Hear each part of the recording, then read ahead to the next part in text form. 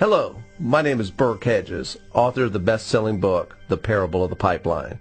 I open my book with a story about Pablo and Bruno, who take two very different paths in their quest for financial independence. What you're about to see is the delightful animated story of their adventure. So, sit back, relax, and enjoy the life-changing lessons in The Parable of the Pipeline.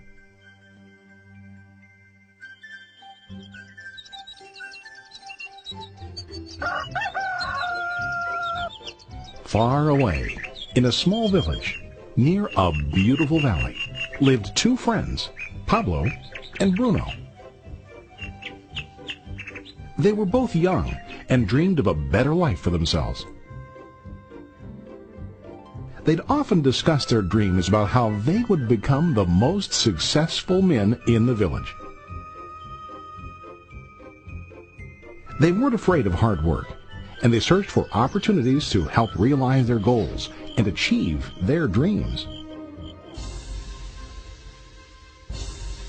One day, an opportunity presented itself.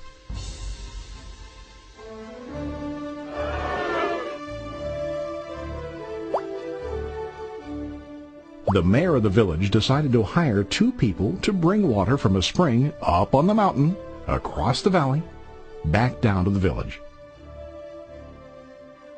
They were to be paid based on the amount of water delivered to the village. Bruno and Pablo enthusiastically got to work.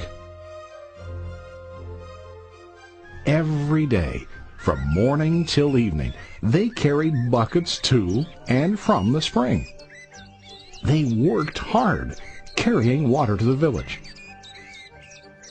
In the evening, they'd return home with their day's wages.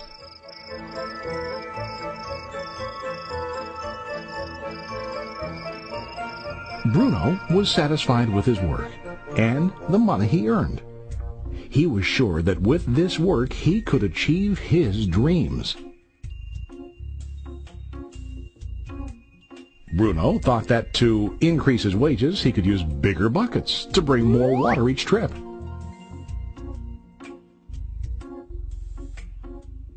He believed with a larger income he would soon be able to buy a cow and the house that he dreamed about.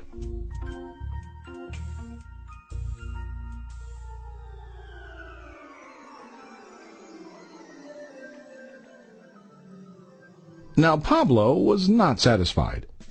At the end of the day, his back and hands ached, and he was exhausted. He was looking for an easier way to earn more. One day an idea occurred to Pablo. He imagined building a pipeline to deliver the water from the mountain spring to the village. With this pipeline, he could get more water to the village without carrying buckets back and forth from the spring to the village. Soon, he got very excited about his idea and began to plan. Pablo, of course, shared his idea with his friend Bruno and asked him to join with him to work on and help build the pipeline. Bruno thought the idea was crazy. All Bruno could think about was what his money could buy today and how to get it quicker. He felt that building a pipeline would slow him down and delay him in achieving his goals.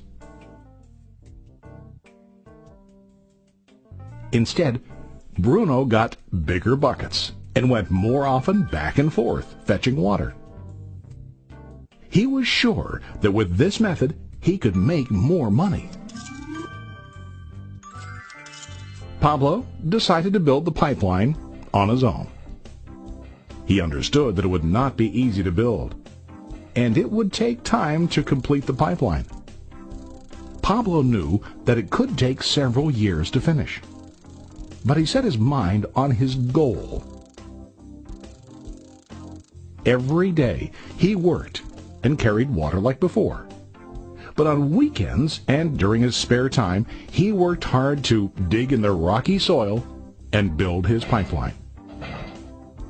In the first month, there was little to show for his work.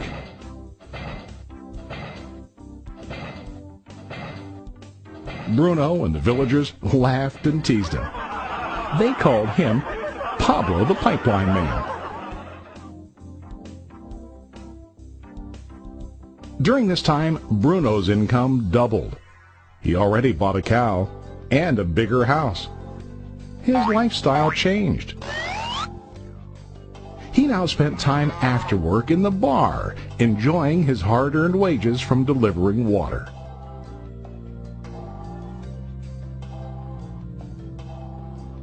What Bruno didn't realize was that his body was starting to stoop from carrying the heavy buckets every day.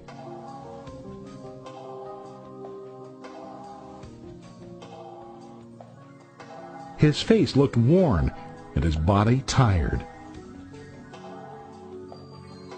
Soon, he began to carry less and less water due to the wear and tear on his body.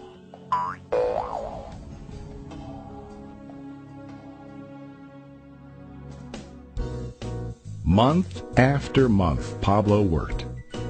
Soon a year passed, and then a second year. Finally, Pablo finished his pipeline. He now used his pipeline to deliver water to the village instead of carrying buckets. Pablo was now earning more money than ever before. The water continued flowing to the village, while Pablo wasn't working. While he slept and ate, the water flowed. Pablo was happy and proud of his insight, persistence, and hard work. Now his income flowed as long as the water flowed through his pipeline.